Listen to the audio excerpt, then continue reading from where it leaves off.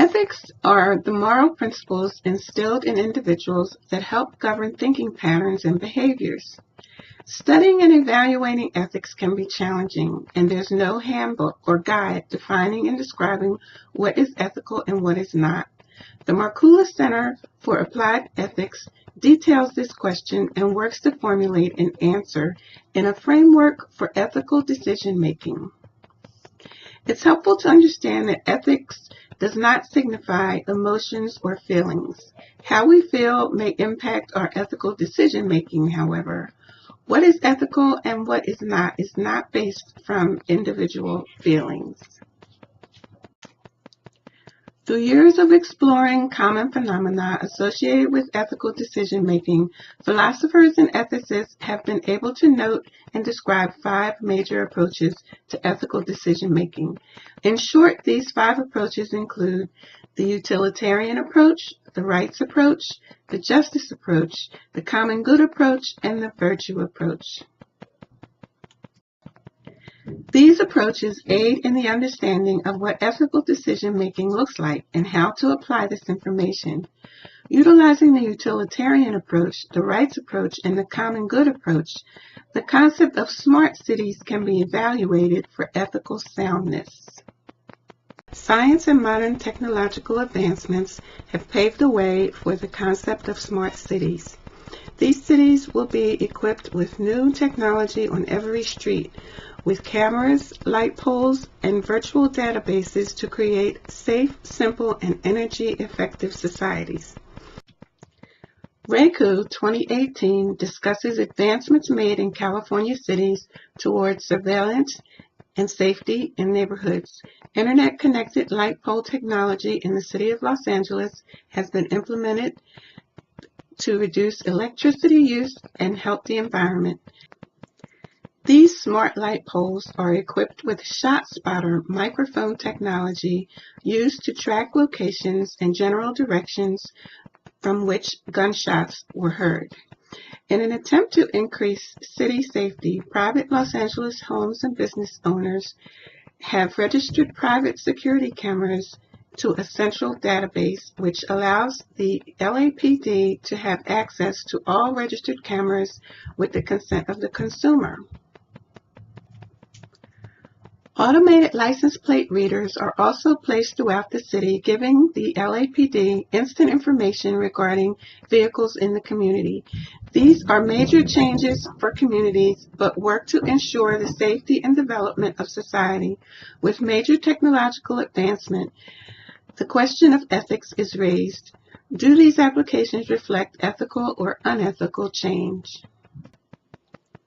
Smart city technology may in fact help police identify unregistered, uninspected, and unlicensed drivers and vehicles. However, from a utilitarian approach, does that benefit outweigh the harm to the community? Deontological considerations of trust and justice are in fact relevant to the design of smart cities. These companies must engage community members with transparency and elicit their consent to install their equipment. The first thing to consider in matters concerning corporations and communities is the rights of the citizens to have the voice of the majority decide which technologies they wish to have in their respective neighborhoods. When smart meters were installed to update utility billing data collection, communities organized to prevent that technological influx based on health risk. Many people had negative reactions to the rays emitted from those smart meters and had to physically remove themselves from the area. Community groups were successful in holding off the new technology, but the companies continue their campaign and may eventually win their fight to make smart meters mandatory, because that will be the only billing method available for gas and electricity. Thousands of studies link biological effects to RF radiation exposure, including increased cancer risk, damage to the nervous system, adverse reproductive effects, DNA damage, and more. The top public health official in Santa Cruz County, California, prepared this report confirming smart meters pose a health risk, according to WLOS.com News Local News 13 investigations. A congressional research report, Smart Meter Data, Privacy and Cybersecurity, published in February 2012, concluded smart meters are in fact a violation of the Fourth Amendment, noting that in no uncertain terms, the court has asserted that the very core of the Fourth Amendment stands the right of a man to retreat into his own home and there be free from unreasonable government intrusion. With smart meters, police will have access to data that might be used to track residents' daily lives and routines while in their homes, including their eating, sleeping, showering habits, what appliances they use and when, and whether they prefer the television to the treadmill, among a host of other details. The Greek philosophers have also contributed the notion that life and community is a good in itself, and our actions should contribute to that life. This approach suggests that the interlocking relationships of society are the basis of ethical reasoning, and that respect and compassion for all others, especially the vulnerable, are requirements of such reasoning. The public has a duty to protect their properties and businesses, but most of all, their health.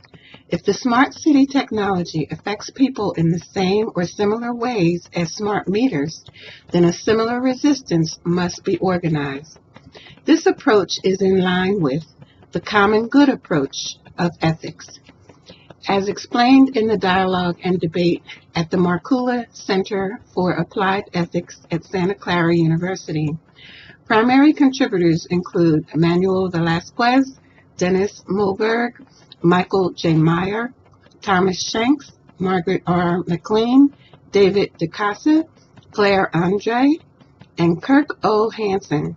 It was last revised in May of 2009. And finally, given the grave consequences of public safety and privacy, it is imperative that the objective entity should be charged with oversight and research to ensure timely, truthful reporting.